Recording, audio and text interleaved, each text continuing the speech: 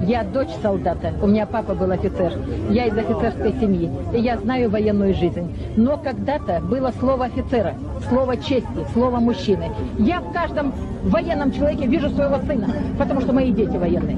Но тем не менее, сынок, у меня сердце за тебя болит. Я понимаю, что ты неправильно пришел. Ты пришел в чужой дом убивать. А кто тебе, сынок, дал это право?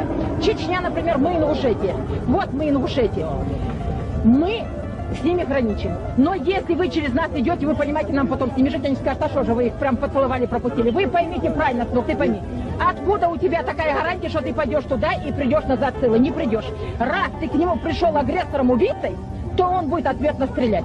И он уже, знаете, почему ездить туда агрессорами убийцей? Сынок, слушай дальше, я не За моей спиной есть определенные законы, которые я обязан соблюдать. Почему ты не хочешь уважать законы Ингушетии и Чечни? Почему ты не хочешь наши законы уважать?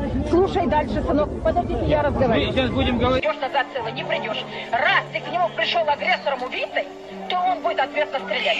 И он уже, знаете, Почему ездить туда агрессорами убийцей? Сынок, слушай дальше, я не За моей спиной есть определенные законы, которые я обязан соблюдать. Почему ты не хочешь уважать законы Ингушетии и Чечни? Почему ты не хочешь наши законы уважать?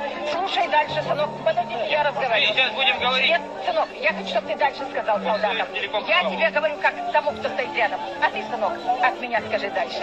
Я тебе хочу сказать, сынок, этого чечена или ингуша, там это сколько уже травили? Вторая депортация за 50 лет. Вот когда волка обложат, даже самый добрый волк, сынок, он делается злым. Сам по себе это очень красивый народ.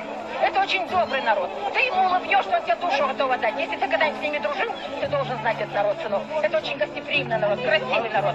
Но вы поймите, столько травить, это же невозможно. Как говорится, ты 2 раза шкуру не снимаете.